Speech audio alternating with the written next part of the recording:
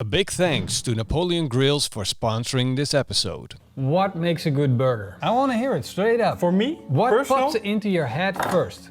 Good burger. Cheese. There's nothing else. There's only a cheeseburger. So if I would make you a burger without cheese, what would you call it? Meatloaf. Meatloaf. You know what I want? If I want a good burger, Yeah. I gotta have a juicy burger. You want to? Yeah. Okay. I want a juicy But burger. that's my second. No, that's mine. Okay. You can't steal it. Okay. Okay. Then I'll top you. Well, my second most important thing is Maillard effect. Maillard effect. Yeah. The crust on The a burger. crust. So if we are going to make burgers right now, and I selected the nice thick piece of meat, and of course we got nothing but the best. This is a picanha, and not just any picanha. Wow. It's an Australian picanha, wagyu, I must add. This thing is insane. It's so beautiful, but it's not too greasy, because if you have a wagyu piece of meat, sometimes it's too greasy and you can't build up a burger. No, we had no. problems with that in the past. Yeah.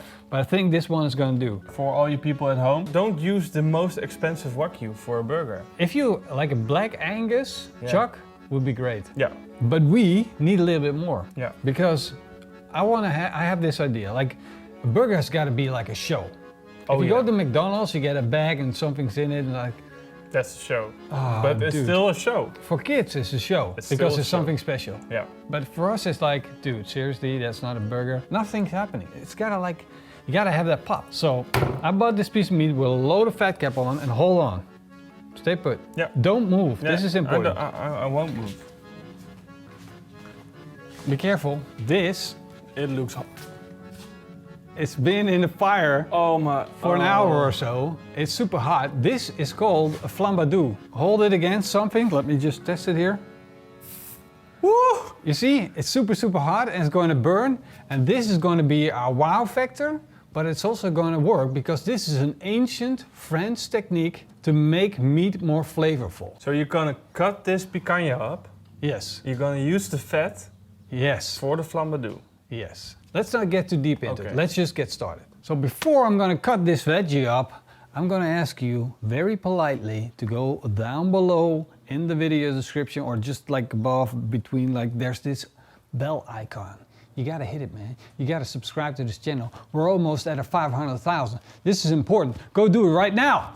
All right, with that out of the way, we're going to chop up, because preparation is key to making burgers. You gotta have everything set up to go so you can start cooking with ease and focus. You gotta focus, Marcin. We're gonna chop fine 2 pieces of chicory. I'm using this to make a salad, a sour salad. You could call it like a coleslaw, whatever you like. But we need some acidity to balance out the fat and the grease that we have in this burger. So this is the base for that. And to that, we're going to add some of these. Like, these are really, really good. Radishes, but the small red ones, because they're sharp and really tasty. They're gonna go so well on a burger.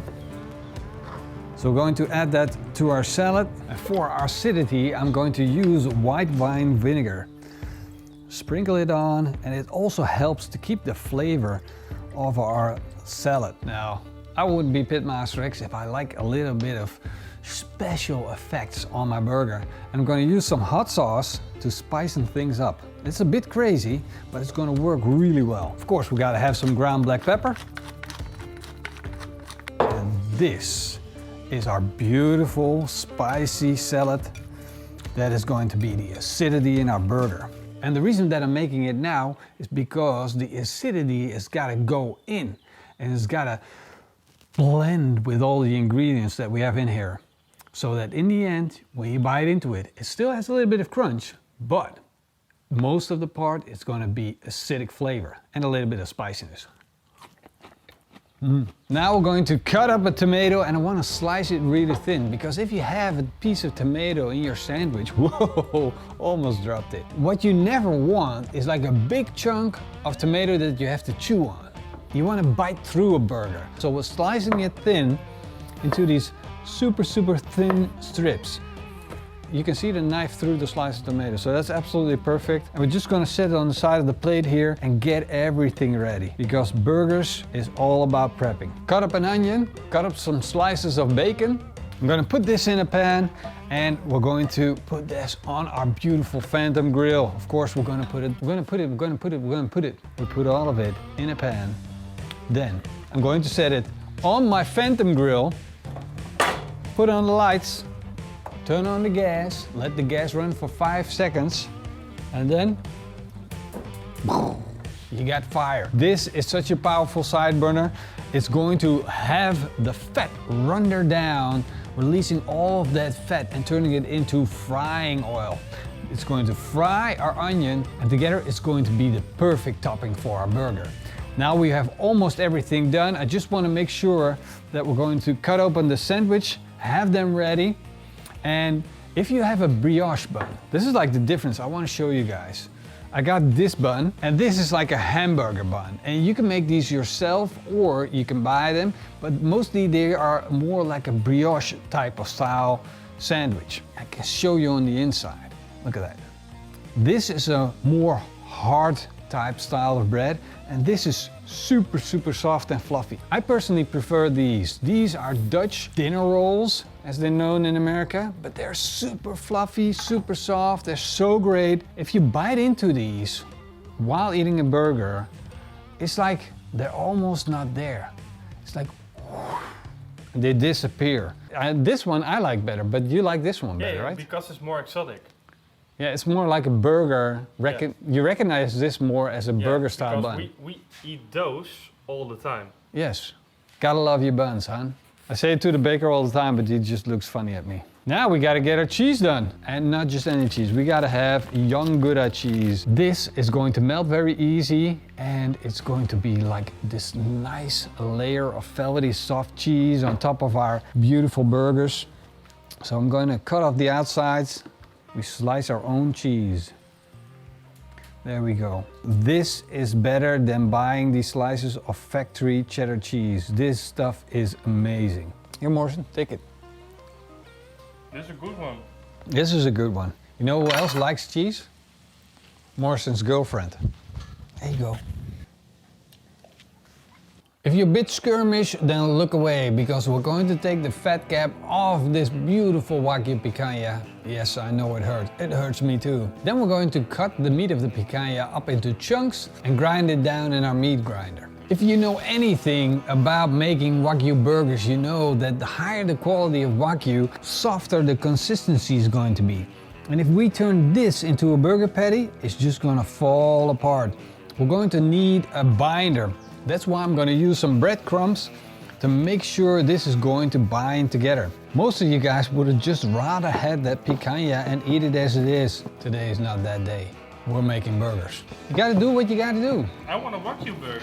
If you want a wagyu burger, you got to make wagyu burgers. If you buy a wagyu burger, it has a binder.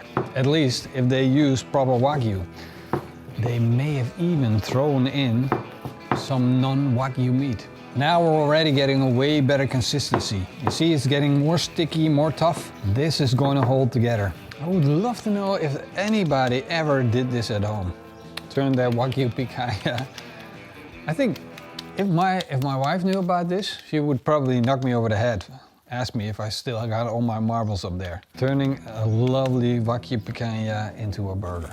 So I'm using my hand to shape the perfect burger, and then I'm lacing them on a piece of parchment paper, and then just press them and shape them to perfection. Now I want a little bit thicker burger patty, otherwise they're just gonna fall apart on me.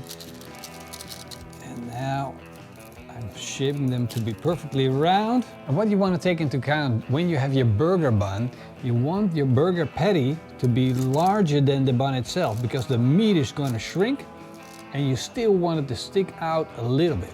You think, how many do you want? You see, we had like a whole picanha, and we're gonna put 2 patties on one burger, because this is YouTube. You can't show up with just 1 patty on a burger. I know, it's we should call this the sacrilege burger. We're basically doing everything where everybody's gonna say, oh no, oh no, no, no, no. I got all my ingredients prepped, everything's ready to go except for the barbecue. We need to fire up this grill, and we're going to set it to an extremely high temperature. All burners on. And I also have a cast iron griddle set into it, a beautiful plate. It's going to be searing hot, and that's perfect to get a crust that Morrison's looking for. I'm gonna put on a little bit of oil. This is screaming hot, so be careful. Burger 1 goes on. Just a little bit of pressure. Make sure we get an even connection with the plate. But what I'm seeing is that we don't get an even connection with the plate. Let me show you what's happening. You see, some of it's brown and some of it is still gray. The best tool to have is one of these weights that you can put on your burger. The burger press. Now you are sure that you're getting a full connection between the meat and the plate. Time to flip this burger around. Look at that. That is an insane crust. Now season it with a little bit of salt, some fresh ground black pepper. And with these burgers, I'm aiming for a medium rare. I don't want to go fully cooked all the way. If we get them to the sweet point where it's just pink inside and nice and crusty on the outside, that's going to be absolutely perfect. Now I'm going to put my Gouda cheese on, these beautiful thin slices. I like to give these buns a dry toast. You can use butter, you can use a little bit of olive oil to make them more golden brown and beautiful. But I don't like that with these buns. You can do it with the brioche buns better. But now I just want to toast them a little bit, and then you see they start browning, getting a little bit of that char on. Our burger patties are ready, so it's time to start building up our sandwich. First thing that we need is a layer of protection to keep that bun nice and crisp. So I'm going to add a leaf of lettuce. You didn't think that lettuce was there just for its good looks, right? Now we're going to put on the best Dutch mayonnaise you can find. There we go. A couple of slices of tomato. Our homemade coleslaw, but better. The first burger patty goes on. Look at that. Second burger patty goes on. And on goes our bacon and onions. Okay, this looks beautiful. All right, that's good. This is the part where the showmanship comes. You got this hot thing, you're gonna put the fat in, and this is what the French did. This is high cuisine. High cuisine. Of course, the fat's going to melt. That smell. And there we go. There's the flame. Oh yeah. Oh yeah. And the fat's going to drip down from this device onto our burger. Look at that. That's beautiful. Even the dog's getting excited. Ooh, and that's good, really, really good fat. This is the ultimate fat. This is the stuff you want. Basically, we're adding more flavor. I'm gonna put this away so we can eat a burger. Oh, yeah. Now we can put the cap on and look at this burger. Look at how it's huge. If this isn't the juicy burger, I don't know what is. You know what happened in the last video? Yeah. That you forgot the audio? Yeah. And how you did that on purpose to get me out of my own show? Yeah. This is payback time. No. Now it's my burger. Morrison not getting any. I'm sorry, bro. I had to do it. It's mine. Don't mess with me. Is it any good? All right. I'll give you half. Whew. Let me just quickly give you a knife. There we go. You know, I'm always standing by. See, I wasn't really gonna do that, but I'm you glad. shouldn't play with me like that. Nah, okay. Last time was really, really bad, Morrison. Yeah, I know. I'll never do that again. Okay. Now it's becoming even more difficult to eat this burger properly. I don't mind. All right, here we go. There we go. 3, 2, 1. You know what does it for me? The combination of onion, bacon, and cheese.